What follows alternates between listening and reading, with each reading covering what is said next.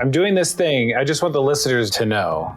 Well, let's do the intro. Welcome to Redirect, Immigration Law and Perspectives, a weekly dive. Weekly, every single week, without fail. If you don't find it, you're just not looking hard enough. It's there. It's on you. There's some deep cuts. They're harder to find, but dive into the world of immigration law. And I'm here with Matthew Archambault, my trusty sidekick, co-host. Am I the sidekick? I think we're each other's sidekicks. Okay. I mean, I can be a sidekick. That's fine. It's a mutual. I'll be your Robin. Yeah. I mean, okay. Sure. You do look good in tights. I'll say that. I do. Now, listen, just for the audio files, I've got a box of like good podcasting stuff, and it keeps being in the opposite place of where I am when I record. So I'm either at home and the stuff is at work, or I'm at work and the stuff is at home. So anyways, you should buy two. That would be a solution. Yeah. You got the old wheels turning in my head. Problem solver. It's been hard to talk about immigration, I think, well, for the last 5 years, let's say. Mm-hmm. Well, 8, 10. It's always hard to talk about immigration, right? Since the beginning. Yeah. What is it about the last couple months, since the administration came in, that's made it hard for you to get it up for the show? Well, I think you come off a terrible, horrible situation with Trump, right? And you get Biden, was not our first choice, right? Or second or third, or we've discussed this before. But you figured, okay, he's going to be better, right? And we can say he's been better, right? But the concept of better doesn't equal good, right? So I think we expected more, like we expected some easy things. Like when he ends MPP or he rolls back MPP, the Migrant Protection Protocol, which had expelled asylum seekers into Mexico and wait there while their cases are being heard there and in horrible situations. While he rolled back that, we were like, okay, that's good. That was obvious. But then he continues to do Title 42 expulsions, which are asylum seekers or just immigrants coming to our southern border, and expelling them under this Title 42, under a public health emergency that is COVID-19, a scheme that everyone said was bullshit when Trump did it and said it was meritless. And this was something we thought, okay, well, Biden will get rid of this, and he hasn't.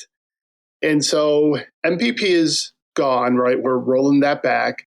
But still now people seeking asylum are being expelled back to Mexico and not allowed to seek asylum as is their right under our law, international law. And they're just left there. And that type of thing is really frustrating. And then it's also really frustrating to talk to people about it, because you have the Democrats or the Biden people, the people that are on supposedly our side, so to speak.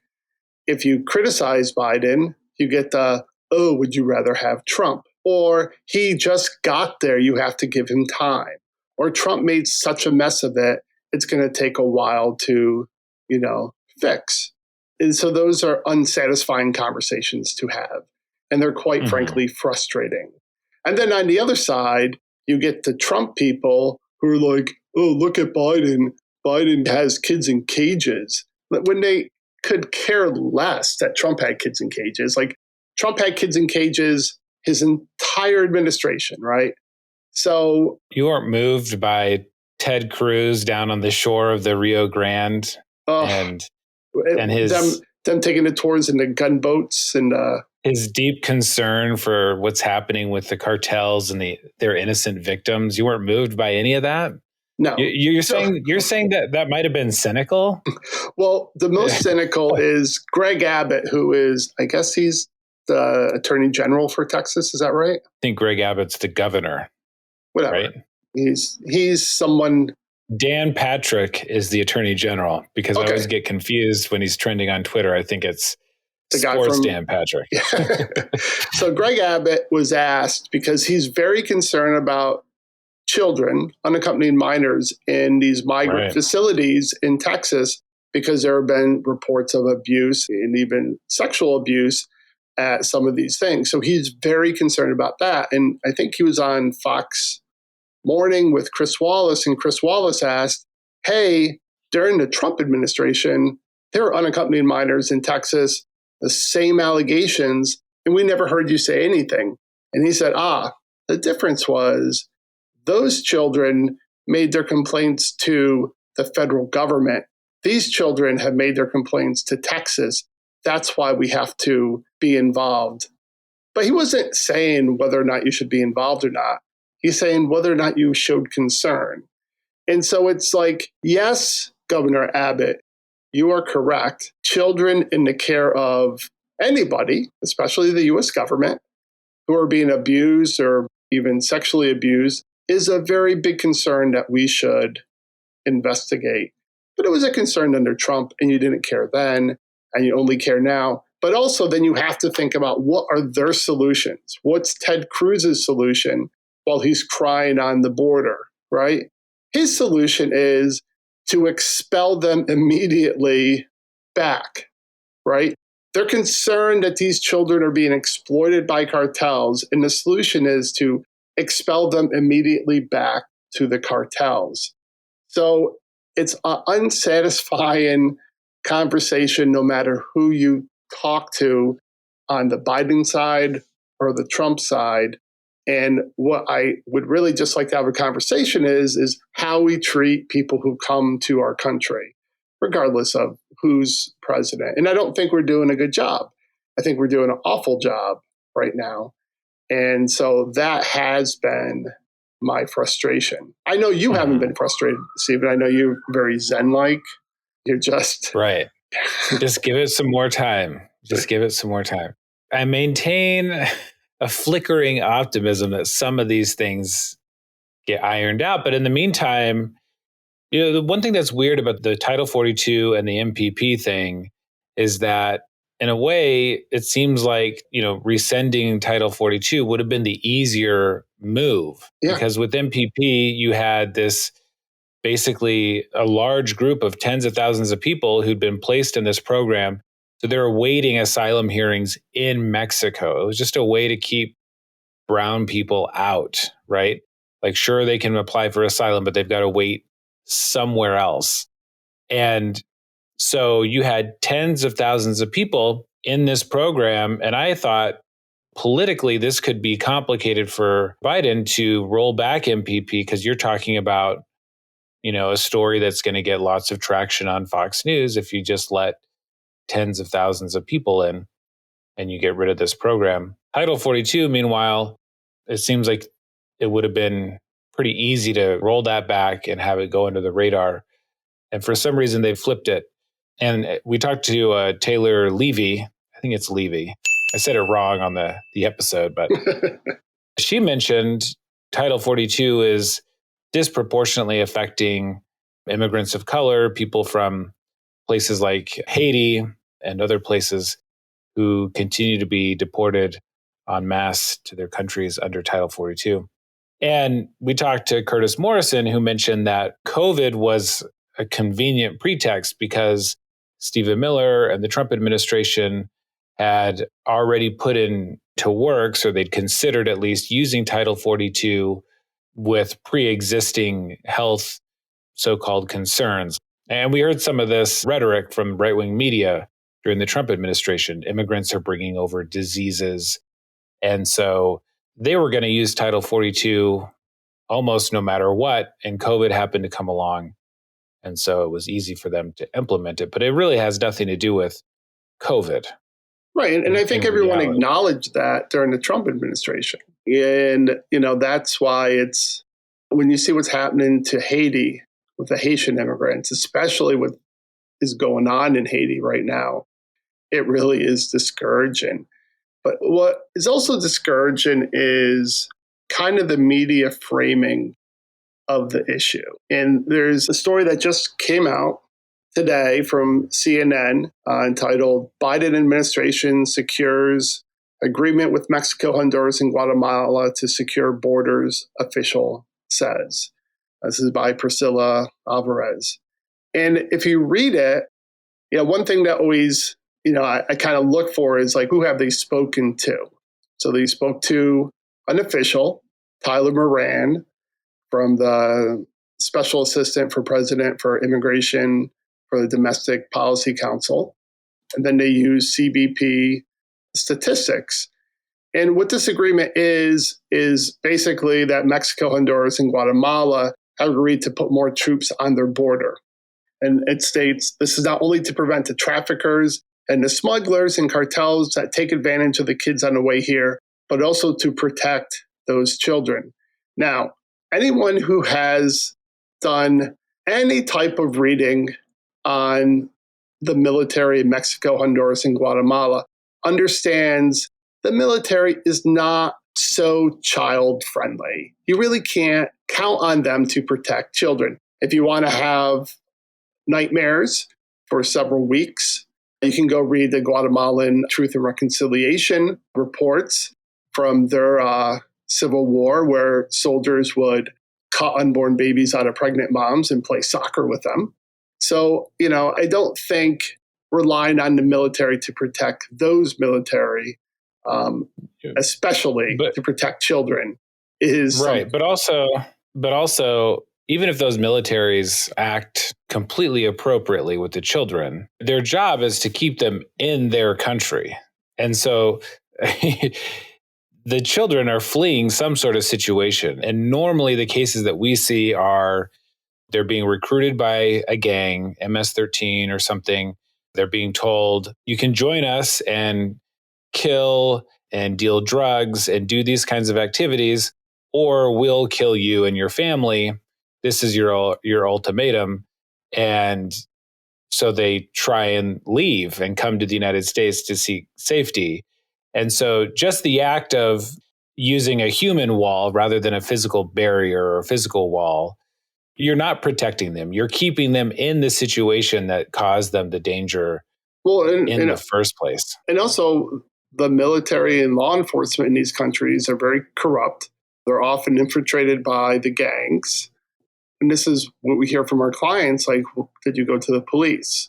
No, because they're in the pocket of the gang or they work directly with the gang. Are there military in your town? It's like, yes. Do you ever go seek help from them? No, because they're in the pockets of the narcos or the gangs or whatnot. So you have, I guess it's the wolf guarding the hen house. Is that right? That's the expression, I think. I just want to talk about the media framing, right? So here in the article, they talk about the U.S. Customs and Border Protection encountered 171,700 migrants in March, including a record number of unaccompanied minors. This is going on, kind of given stats without context. The data underscores the ongoing challenges facing the Biden administration as officials scramble to set up emergency sites to house migrant children, many of whom have been held in poor conditions. So this right here, this last paragraph I just read, was something you would never read during the Trump administration. They never said that Trump was facing challenges. It was always that they would frame it as him doing bad things, right? In here, the way the stories are framed, and it's not only CNN, basically most outlets do the same thing, Washington Post, New York Times, that the sense is Biden kind of has his hands tied, and he's doing whatever he can. He's just out there to protect the children. And it's just shit. It's just not, they're trying to, as every administration that I've ever seen, they're trying their best to deter migration to the United States, not by making things better, but by making it harder here in the US, making it harder on the border, now making it harder in their countries. It's just the same old thing. But if Trump had the same exact thing, the article would be filled with Democratic congresspeople, human rights advocates, talking about how bad this is and how bad Trump is. But here, that's the frustrating part, right. Just because they're Democrat. He's doing the same thing in many ways that Trump did. So, right. I don't think we should be soft about that. It would be interesting to see how much money they've requested to handle this issue. When we had Taylor on, she talked about how, I think Bridget talked about this too, actually, Bridget Cambria a few weeks ago.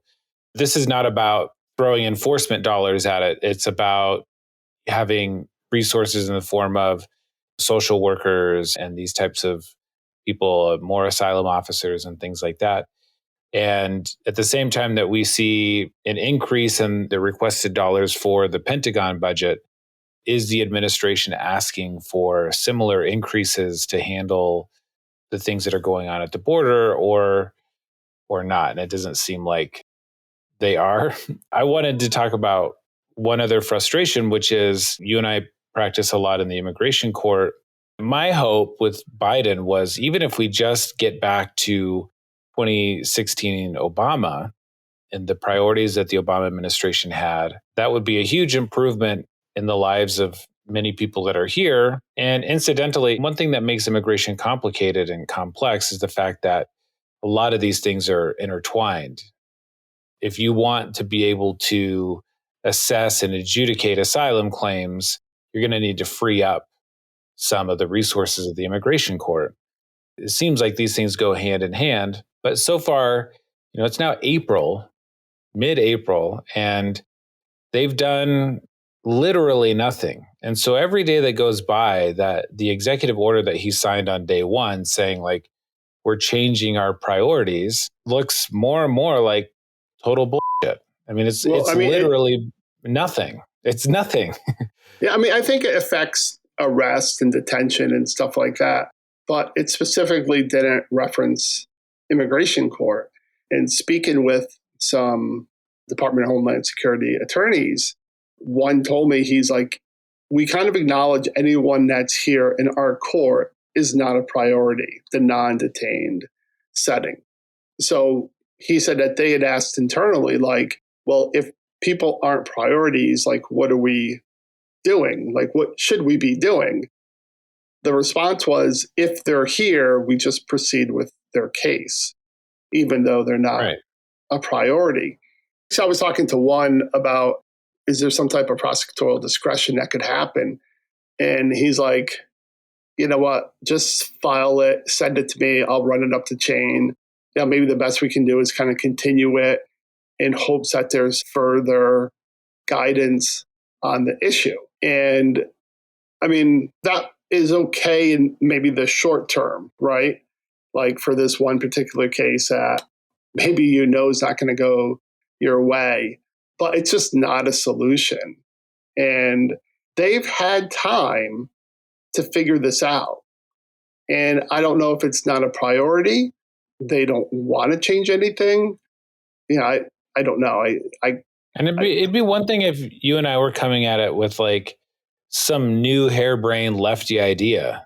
What if we did this weird new thing? What if everyone in removal proceedings was just automatically granted green cards? Yeah, like, wow, that's going to take some real time and consideration. But we're just talking about like even going back to a watered down version of Obama's priorities. Like the ICE trial attorneys that I've worked with still can't stipulate to even like the most basic facts in a case. Like they insist on going forward and continuing to, I mean, it's literally as if nothing had changed. I mean, I'm not getting that sense from, I think there's certainly the ones I'm dealing with have acknowledged that there is some change in that. But again, that's why you need guidance. So what happens in Seattle is somewhat similar to happens in Philadelphia or Newark or Atlanta, right? Don't get me wrong. The people I've talked to have said they expect things to change. Right. And something they think will happen, but that's where we're at so far. And, it's mid-April. So hopefully, maybe by the time this drops, everything will be fixed. But it's frustrating, So, that's why we've had a hard time. It's like, what do we talk about without getting, like, I'm doing a good job, I think, of not being extremely angry, though I am a little angry, probably extremely angry. How is your mood now compared to when, just say, in the height of Trump? Oh boy, it's really hard to compare. I mean, I think that there was a greater sense of desperation and despair about everything with Trump, and especially like the prospect of, I mean, we could still be in a second Trump term. So that hypothetical, where would we be if we were 3 months into Trump 2 versus where are we now, I think is interesting. But now it's a growing frustration because I was one to say like, oh, it's cool. He did some stuff on that first day, but this is going to take some time. And I think we should expect things to be ironed out over time because it is true. Some of the stuff that people say is true, that the system is really wrecked after 4 years of Trump. But with every growing day, when the easy stuff isn't getting fixed, and it's not just the border and it's not just the immigration court, it's hundreds, if not thousands of other little, administrative things that seem to be just sort of festering.